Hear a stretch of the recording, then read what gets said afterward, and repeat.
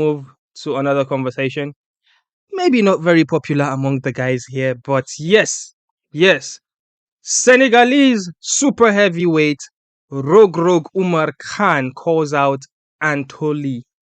Antoli is the heavyweight as a champion of champion. one championship. Yeah, heavyweight champion in one championship. And Rogrog, who is a contender in one championship, he just fought out of his contract earlier this year. He has 5 wins, all of them in one championship. He has one loss, also in one championship. And recently, we were not sure of what his contract situation is like. Has he extended, or is he looking to go to the UFC or Bellator or PFL right now, which is like sort of like the hot ticket, or I should say the hot market in town. But Rogro came out just 2 days ago on his Instagram and then called out Anthony, who is the heavyweight champion of one championship. Here is what exactly he said. Rogro does not speak very good English. So he said, "Let's go, Anthony. This is my belt, not your belt." He said, "This is my time. I'm gonna F you up." And so I'm just gonna paint you the picture of the heavyweight division of one championship. Rogrog's fifth one championship win, is the most currently among the contenders in one championship for the heavyweight division. And the person that who is the clear cut number one contender when we were not sure if Rogrog is still with one championship is Amir Ali Akbari. So Ali Akbari has 3 wins, and the Iranian has finished off all his opponents inside the distance. He confronted um, Anil Akhani. He confronted the champion in the ring after the Russians' last title defense. At the time, the stage looks set for Ali Bakari versus Malikin. With Rogrog back in the mix now, the Iranian might have to wait longer because of obviously Rogrog being the clear cut number one contender right now. So what's your reaction to this? Do you think Rogrog has signed with one championship again? So when it comes to these contracts, right, there are privacy issues, there are non-disclosure issues, right? So we really cannot, comment on that. But then, let's assume that he's, back in the contention, right, and then he's with them. I want to believe that he would be back because for him to be making those call outs, right, he has to have the necessary signatures, the ink on paper, right? Now with that assumed, I think he should actually be in line. He has a win streak that matches what he's trying to push for, right? But Hmm. when it comes to that Anatoly guy, that guy is a killer, he's a beast, and we all know what the Yeah, Russians but are, right? So I'm actually scared. I'm not gonna lie. I'm not gonna lie because I've seen Rogue yeah, Rogue I mean, transition, right?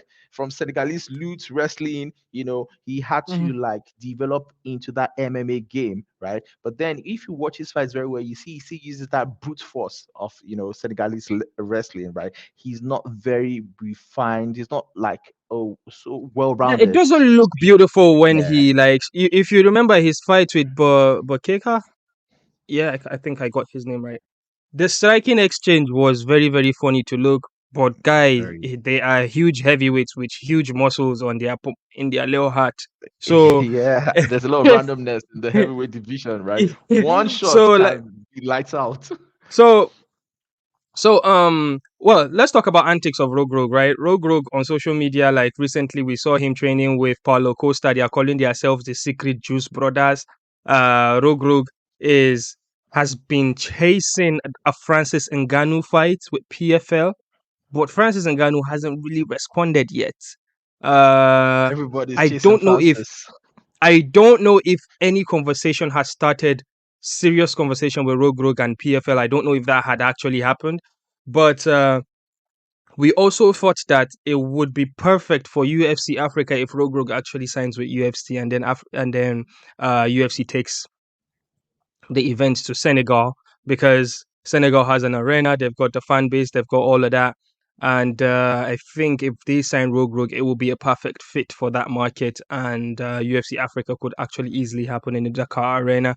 That's just me speculating. They've got incredible fighters, by the way. There's this guy called Gasmir Diata. He fought in AKO. If that guy's knockout power is out of the world. Anyways, you've got anything to talk about this before we move on? So for Rogue Rogue, right? I wish him well. I really wish he's able to beat Anatoly, right? Heavyweight randomness, so it's very very possible 50-50. So with that, he's going to have a lot of leverage to to negotiate with other promotions. I like to see him in the UFC. I would like to see him in the UFC, like you said. That's We would that's all just love me. to see him in the UFC. I think Rogrog should go. I think he can actually even get that $1 million in PFL. Yeah, What is he waiting yeah, for? but He I should go get think it. I think the PFL has the upper hand, in terms of snatching the guy. They have the new money in town, and with the Mm. Bellator acquisition, I expect a lot of crazy stuff to happen. All right, so this is the point where I remind you guys to please join our Patreon. Go support us on Patreon. When you subscribe, or I should say, when you pledge on Patreon, you will be able to enjoy the privilege of joining the conversation here live with us, so you could share your opinions, you could join us weekly, you could suggest topics we could talk about. Yeah, amazing bargain. And again, if you join our Patreon, you get to get more information before anybody gets it. So for example, we are going to be doing the African Fighters Awards in January, and this awards is to recognize African talent, not just the global African talent. We've got categories that is going to make you learn more about the local athletes we've got back home in Africa. And this is not just a Nigerian thing. We've got South Africans, Angolans, the North Africans as well. So like there is a lot of knowledge out there for African fighters. There's a lot of fighters out there putting in work, and we're going to highlight them and stuff. So yes, if you join our Patreon, we'll be dropping the nominations and the guys, or whatever point of conversations, you'll be getting them first before it gets to our socials. Yes, and we are arranging a package where after the voting, the the Patreon subscribers would also have a say at who wins which award. So yeah, that's also another caveat for it. All right, shout out to Christopher Graham. He is constantly sending us these questions. We really really appreciate it. Shout out to our new Patreon member, ladies and gentlemen, King Dems Demola over here. Uh, and we appreciate you, and we appreciate King Dems podcast. Check it out. All right, moving on. Uh, we are going to look at every single division, men's division in the UFC right now. In the UFC, if you look at the five, what is it, six divisions? Um, among the top five, there is an athlete in every division that is from a nationality that has never won the UFC title before. All right. So this is what we are going to be looking at. We are going to be looking at athletes of nationalities that have never won the UFC title in every weight class, and then we talk and deliberate about their chances of actually being champions if they are actually championship material.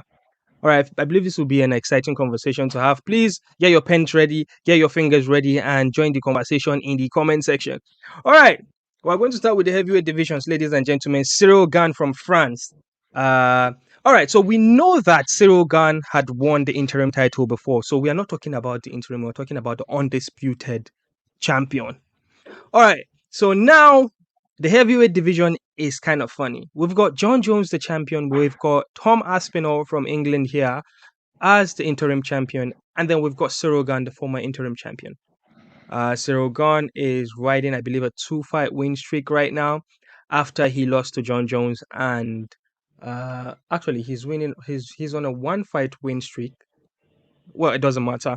After he lost to John Jones and Francis Ngannou, respectively. All right, so Cyril Gane. Now, in my opinion, I'm going to go first, and I hope that my answer is not going to influence your answer, Demola. My I'm answer objective. Don't is, worry. Don't worry. yeah, my answer is, I think Tom Aspinall. Believe he is talented enough to, they say style makes fights, right? To beat Cyril Gane. 2 out of 3 times. If they fight 3 times, I believe Tom Aspinall will win twice. I think Tom Aspinall is more well-rounded than Ciryl Gane. Ciryl Gane has been exposed twice. I do understand that he probably has